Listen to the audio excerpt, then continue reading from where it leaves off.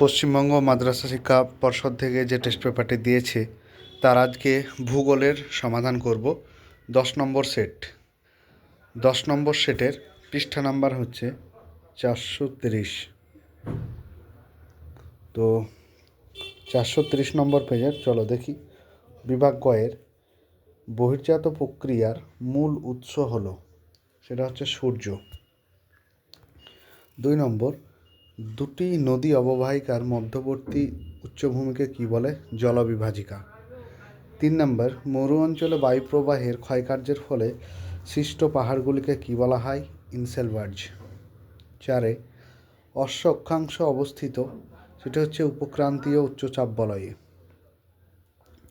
5 নম্বর question দেখো, বৈপরীত্য উত্তাপ বায়ুমণ্ডলের যে স্তরে দেখা যায়, বৈপরীত্য উত্তাপ বায়ুমণ্ডলে কোন স্তরে দেখা যায়? ট্রপোস্ফিয়ারে। যারা চ্যানেলটিতে নতুন অবশ্যই সাবস্ক্রাইব করে পাশে থেকো। চলো 6 নম্বর, অমাবস্যা ও পূর্ণিমা তিথিতে চন্দ্র, সূর্য ও পৃথিবীর একই সরলরেখার অবস্থানকে বলা হয় সিজিগি। আর তোমরা এই চ্যানেলে প্লেলিস্টে যাবে, সেখানে প্লেলিস্টে দেখবে আমি যেগুলো সাবজেক্টের সমাধান করেছি সব প্লেলিস্ট ওয়াইজ তোমাদের ভালোর জন্য সাজিয়ে দিয়েছি, ঠিক আছে?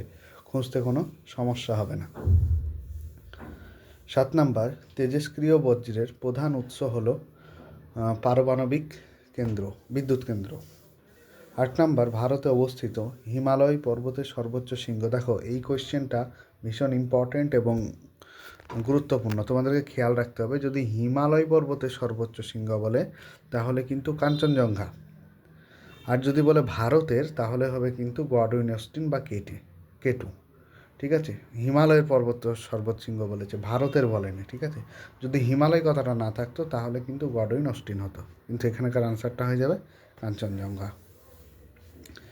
ভারতের বৃহত্তম জলসেচ করা হয় যে পদ্ধতিতে, সেটি হলো কূপ ও নলকূপ। চলো পরবর্তী পৃষ্ঠা দেখি।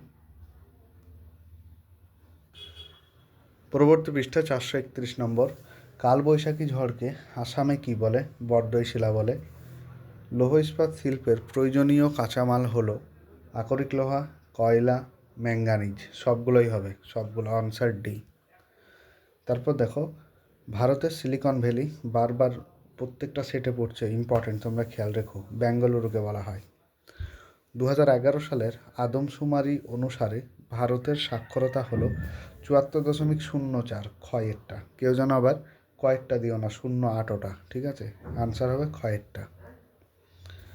পরবর্তী দেখো, টপো মানচিত্রে যে রেশিওটা আছে এটা RF স্কেলের অক্ষাংশ দাঘ্রিমাগত বিস্তার হলো 15 মিনিট ইন্টু 15 মিনিট, ঠিক আছে?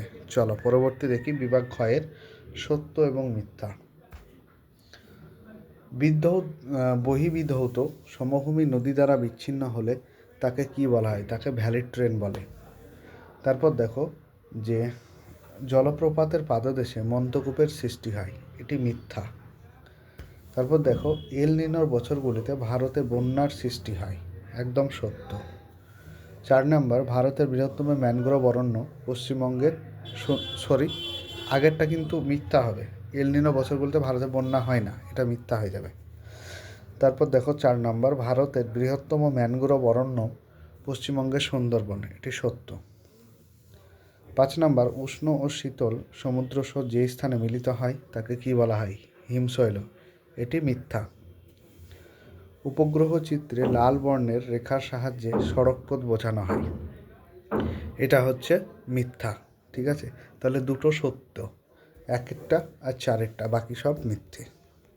চলো এরপর দেখি, হিমবাহ জলধারার বাহিত বালি, নুড়ি, কাঁকর ইত্যাদি এদেরকে যে শৈলশিরার মতো ভূমিরূপকে কি বলা হয়? সেটা বলা হচ্ছে এস্কার, দন্তাস্য কয় আকার এস্কার। তারপর শীততাপ নিয়ন্ত্রক যন্ত্র এয়ার কন্ডিশন ব্যবহারের ফলে বায়ুমণ্ডলে যে গ্যাস নির্গত হয় সেটা হচ্ছে CFC। কম্পোস্টিং পদ্ধতিতে বর্জ্য পদার্থ থেকে উৎপন্ন হয় কি না? জৈব সার, ঠিক আছে? জৈব সার। আর দেখো তোমাদেরকে আমি নোটগুলো দেখিয়ে দিচ্ছি, অনেকটাই হয়ে গেছে, 5 তারিখ থেকে সবাইকে দেওয়া শুরু করব। আমি নোটগুলো একবার দেখিয়ে দিই। দেখো এগুলো হচ্ছে সব ভূগোলের নোট বানানো, এগুলো সব ভূগোলের নোট। তোমরা তাড়াতাড়ি নিতে চাও যদি, তাহলে কমেন্টে হোয়াটসঅ্যাপ গ্রুপ রয়েছে, ওখানে হোয়াটসঅ্যাপ গ্রুপে যুক্ত হয়ে যাও, ঠিক আছে। এগুলো সব ভূগোলের বানিয়েছি আমি। তো ভূগোলের 3 নাম্বার বড় সবই রয়েছে, তোমরা দেখতে পারো, ঠিক আছে। এরপর চলো একটু বাংলাটা দেখাই আমি। দেখতেই পাচ্ছ এটা হচ্ছে তোমাদের বাংলা নোট।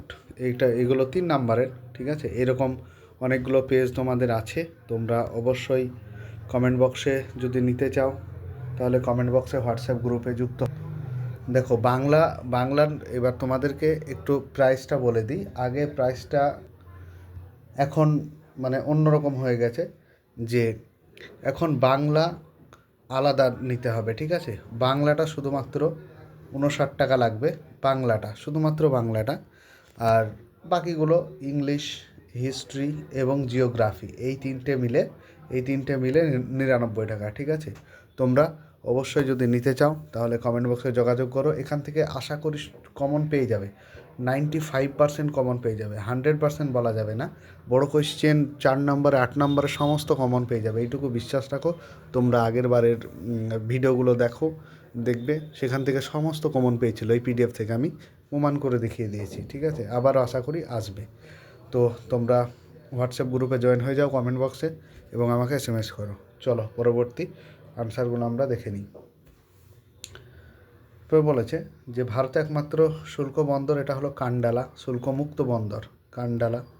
তারপর দক্ষিণ ভারতের সর্বোচ্চ শৃঙ্গ কী? দক্ষিণ ভারতের সর্বোচ্চ শৃঙ্গ তো জানো, যে আনাইমুদি।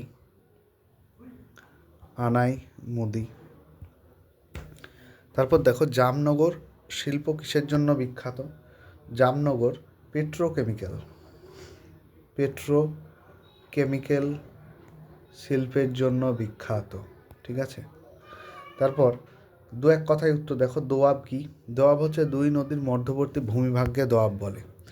এরপর দেখো ক্ষয়সীমা কি? এগুলো তো 2 নম্বরের আমি ঢুকিয়ে দিয়েছি, ঠিক আছে। এগুলো একটু বড় জায়গা লাগবে বলে।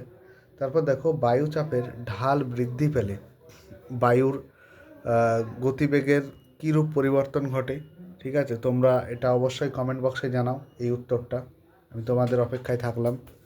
তারপর দেখো কোন সড়কপথের মাধ্যমে দিল্লি, মুম্বাই, চেন্নাই, কলকাতা যুক্ত হয়েছে? এটা তো সোনালী চতুর্ভুজ, ঠিক আছে। চলো পরবর্তী দেখি। কাশ্মীর উপত্যকার একটি হ্রদের নাম, এটা হলো ডাল হ্রদ। তারপর উলার আছে, যে কোনো একটা লিখে দেবে। এগুলো তো বড় কোয়েশ্চেন, আমি ওখানে দিয়ে দিয়েছি। তারপর দেখো ছোট কোয়েশ্চেন একটা আছে, ভারতের একটি পূর্ব বাহিনী নদীর নাম লেখো। পূর্ব বাহিনী নদী হচ্ছে পূর্ব বাহিনী বলেছে। যদি পশ্চিম বাহিনী বলতো নর্মদা, তাপ্তি। আর পূর্ব বাহিনী হচ্ছে তোমার মহানদী, গোদাবরী, কৃষ্ণা, কাবেরী, যে কোনো একটা দিয়ে দেবে, ঠিক আছে। তোমরা মহানদীটাই দিয়ে দেবে এটা। এরপর চলো ক স্তম্ভের সঙ্গে খ স্তম্ভ মেলানো, আমরা দেখে নিই। প্রথম প্রশ্নের উত্তরটি হয়ে যাবে প্রবহমান সমুদ্র স্রোতের গতি বিক্ষেপ, এটা হয়ে যাবে কোরিওলিস বল। 2 নম্বর ভারতের দীর্ঘতম হিমবাহ, সেটা হচ্ছে সিয়াচেন। বছরে 2 বার বৃষ্টিপাতযুক্ত অঞ্চল, সেটা হচ্ছে তোমার করমণ্ডল উপকূল। তারপর দেখো শৈলক্ষেপ বৃষ্টি, সেটা হচ্ছে প্রতিবার ঢাল। এরপর দেখো ডিসলেক্সিয়া, এটা পারদের ফলে হয়। তারপর ঝুম চাষ, এটা মৃত্তিকা ক্ষয়। তাহলে কমেন্ট বক্সে যাও এবং সেখানে হোয়াটসঅ্যাপ গ্রুপ রয়েছে, যুক্ত হও এবং আমাকে SMS করো আর পেইড করে হোয়াটসঅ্যাপ গ্রুপে যুক্ত হয়ে যাও, ঠিক আছে। চলো আজকে ভিডিওটি এই পর্যন্তই।